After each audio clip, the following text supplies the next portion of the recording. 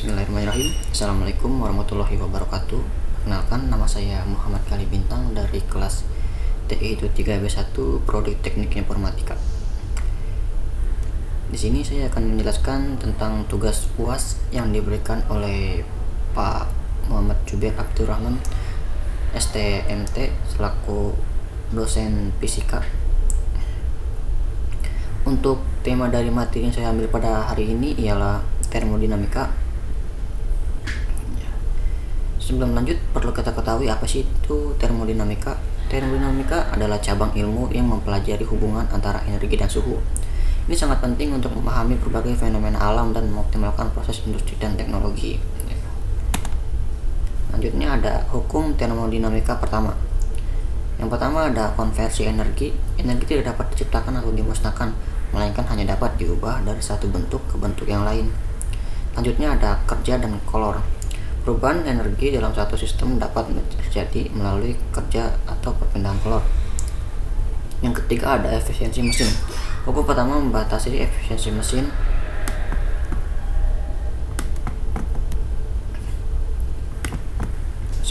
Maksimal yang dapat dicapai oleh mesin kolor. Saya izin pindah ke facecam.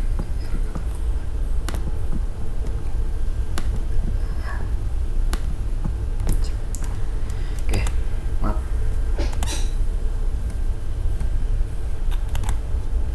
Selanjutnya ada hukum termodinamika kedua. Yang pertama hukum termodinamika kedua dibagi menjadi tiga. Yang pertama, pemanasan spontan. Apa sih pemanasan spontan? Spontan adalah kalor mengalir sendiri dari benda yang bersuhu tinggi ke benda bersuhu rendah. Yang selanjutnya ada entropi. Entropi cenderung meningkat dalam suatu sistem tertutup, mengalir ke ketidakberaturan yang lebih besar. Yang selanjutnya ada efisiensi mesin. Hukum kedua menetapkan batas atau efisiensi mesin kolor yang tidak dapat dilampaui. Yang selanjutnya ada aplikasi termodinamika dalam kehidupan sehari-hari. Ini dibagi menjadi 4. Yang pertama, memasak dan merebus. Prinsip termodinamika digunakan untuk memanaskan, memasak, dan mendidihkan makanan secara efisien. Yang selanjutnya ada pendingin ruangan. Sistem AC dan kulkas memanfaatkan prinsip perpindahan kolor untuk mendinginkan ruangan atau menyimpan makanan. Yang selanjutnya ada mesin mobil. Mesin pembakaran dalam mobil menggunakan hukum termodinamika untuk menghasilkan daya gerak. Yang terakhir ada efek rumah kaca. Akumulasi gas kaca di atmosfer mengubah keseimbangan energi bumi sesuai dengan prinsip termodinamika. Yang selanjutnya ada contoh penerapan termodinamika di rumah. Ada beberapa yang mungkin kita sangat familiar ya. Yang pertama ada kulkas. Tentunya kita di rumah pasti menggunakan kulkas dong. Salah. Kulkas memanfaatkan siklus pendingin untuk mempertahankan suhu rendah di dalam ruang penyimpanan.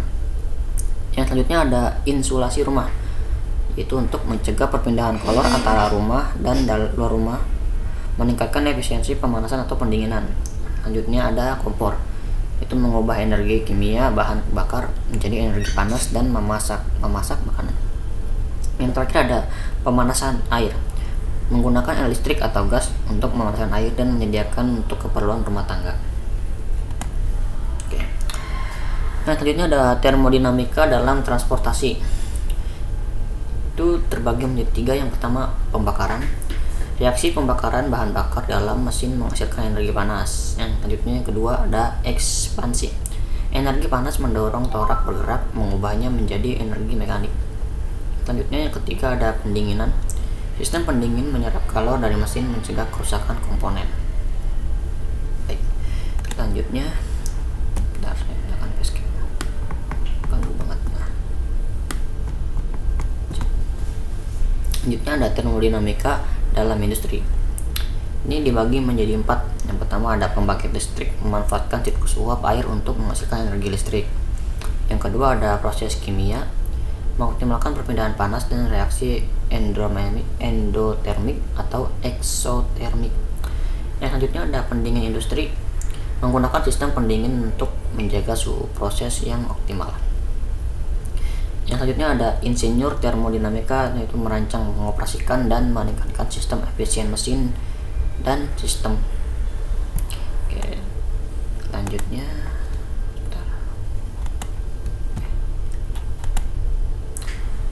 ada ini, mungkin sebelumnya disclaimer Pak, saya di perusahaan tidak boleh merekam, jadi saya hanya bisa memfoto atau membagikan dokumentasi berupa foto yang dapat saya foto di sini ialah yang berhubungan dengan termodinamika. Yang pertama ada oven, tentunya oven menyalurkan panas dari untuk yang kita tahu untuk memanaskan makanan atau menghangatkan makanan. Yang selanjutnya ada AC. Selain oven terdapat juga AC yang berhubungan dengan termodinamika. Yang kita tahu ya, AC kalau oven itu memanaskan, sedangkan AC untuk mendinginkan. Bedanya kalau oven mungkin makanan, kalau AC itu ruangan. Mungkin yang terakhir adalah kesimpulan pentingnya memahami termodinamika. Yang pertama ada aplikasi luas. Termodinamika berperan penting dalam berbagai industri, teknologi, dan kehidupan sehari-hari. Yang kedua ada dasar ilmu pengetahuan. Memahami termodinamika adalah dasar untuk memahami banyak cabang ilmu seperti fisika dan kimia. Yang ketiga ada optimalisasi proses. Pengetahuan termodinamika memungkinkan kita untuk merancang sistem lebih efisien dan menghemat energi. Oke, mungkin cukup sekian dari materi yang dapat saya sampaikan Pak. Kurang lebihnya saya mohon maaf. Akhir kalam, wassalamualaikum warahmatullahi wabarakatuh.